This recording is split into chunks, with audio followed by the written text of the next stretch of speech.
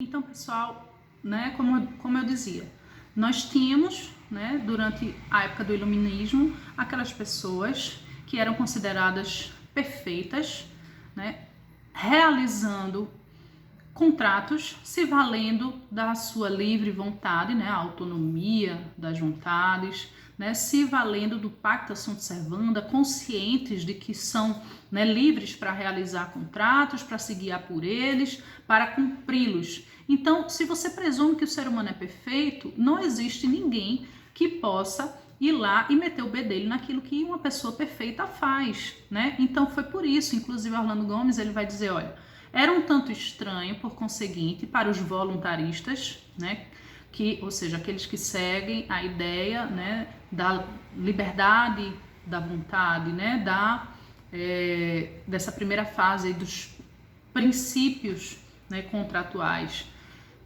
Era, então, estranho um controle dessa proporcionalidade nos contratos, já que eles são justos por si só. Né? Se a prestação de uma das partes era inteiramente inferior, inteiramente desproporcional em relação à da outra, isso decorria do fato de que as partes assim o quiseram, por alguma razão que a ninguém, a nenhuma outra pessoa, muito menos a um juiz, era dado discutir. Ou seja, se são as pessoas que estão querendo entabular um contrato injusto, não tem nada que o juiz meteu o bedelho. Então, o que foi que aconteceu? Passou, né, por causa dessa ideia presumida de perfeição, né, de que as pessoas seriam sempre corretas, boas, justas, de que elas não precisavam da filosofia, não precisavam da moral cristã e não precisavam de um juiz para dizer a elas o que é certo ou errado. O que foi que veio depois?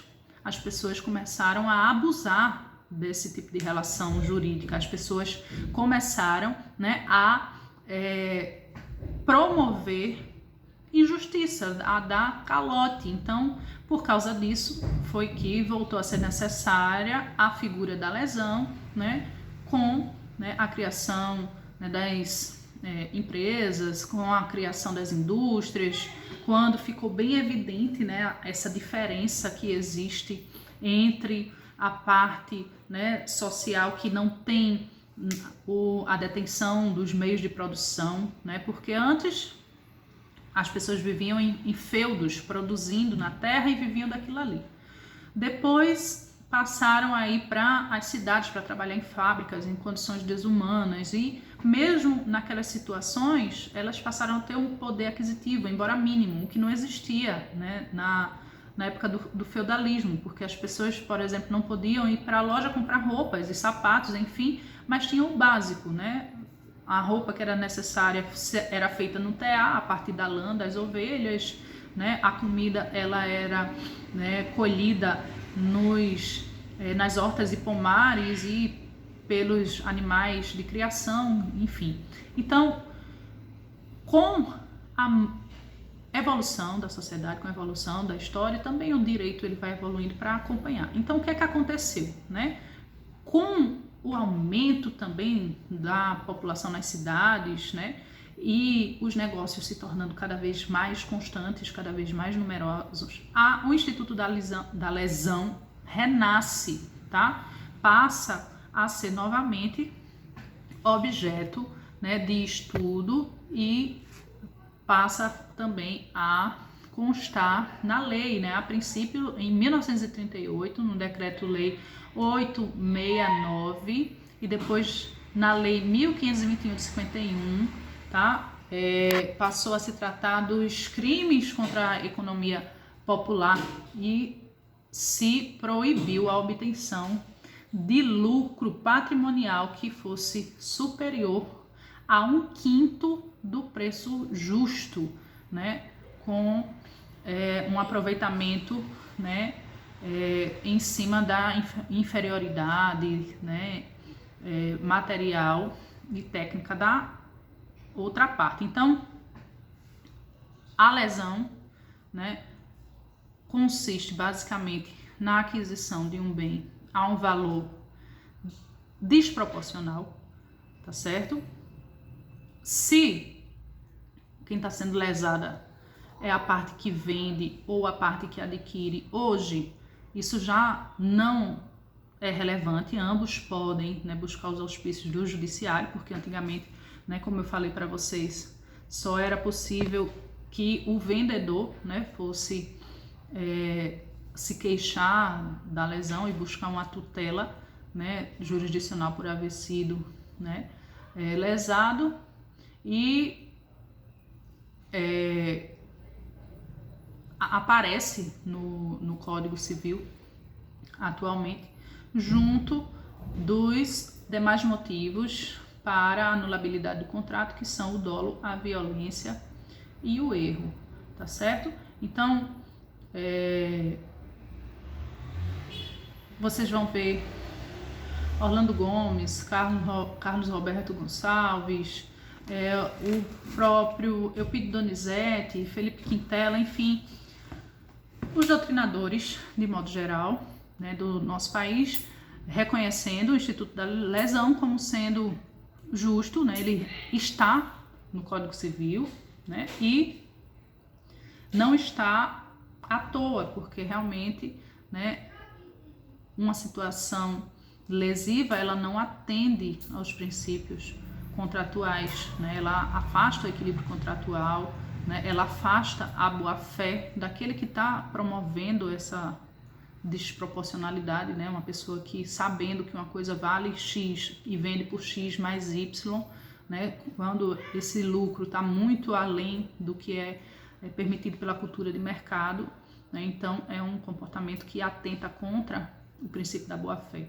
Tá? Então, o que é que diz o artigo 157? Ocorre a lesão quando uma pessoa, sob premente necessidade ou por inexperiência, se obriga à prestação manifestamente desproporcional ao valor da prestação oposta, tá certo, gente? Então, se eu tenho um carro, ele vale 100 mil, tá? E você se aproveitando da minha, sei lá, digamos que esse carro eu ganhei ele de herança, ou então ganhei uma aposta, eu não adquiri, então não tenho consciência desse valor, e por eu estar precisando de dinheiro, você se aproveita da minha situação de necessidade e tenta comprar esse carro que vale 100 mil por 20 mil. Então, eu estou sendo o quê? Lesada, tá certo? Então, não há uma consideração subjetiva a priori, tá? Não é preciso configurar o desejo de lesar, basta que efetivamente, né, por necessidade, a pessoa se submeta a uma prestação desproporcional, tá certo?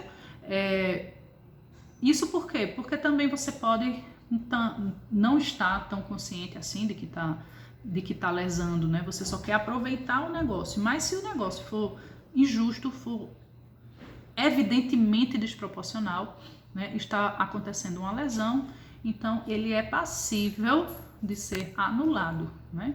Então, sugere-se finalmente que o conceito de lesão em nosso direito seja tomado a partir do texto do Código, né, em que foi reinserida a questão da desproporção manifesta de prestações em um contrato comutativo decorrente do estado de inferioridade de uma das partes, causado por premente necessidade ou inexperiência. Então, é como eu falei para vocês no vídeo anterior, para que exista lesão, é necessário que seja um contrato oneroso, um contrato comutativo. Por quê? Porque no contrato gratuito, a desproporcionalidade ela é o quê? Presumida. Se eu estou doando alguma coisa para alguém, só tem ônus para mim. Eu que estou perdendo o meu bem, eu que estou perdendo dinheiro. A pessoa que ganha está só recebendo, então isso é evidente. Mas nos contratos sinalagmáticos, né, que tem que gerar obrigação para ambas as partes, comutativos, né, que faz com que essas obrigações sejam proporcionais, ou seja,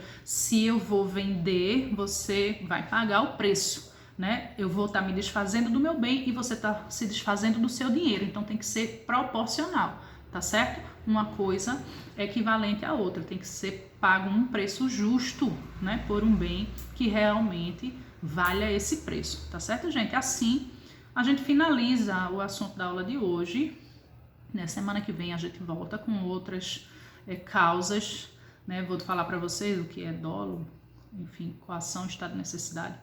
E aí, né, a gente segue para a finalização da nossa primeira unidade. Fica aqui à disposição para que vocês possam dirimir quaisquer dúvidas E peço desculpa pela demora, tive que gravar esse último vídeo pelo celular de Fred, porque o meu começou a travar, enfim. Mas tô aqui à disposição de vocês sempre. Um cheirinho e um bom fim de semana, né? Que tá aí se aproximando, amanhã já é sexta. Então, fiquem com Deus.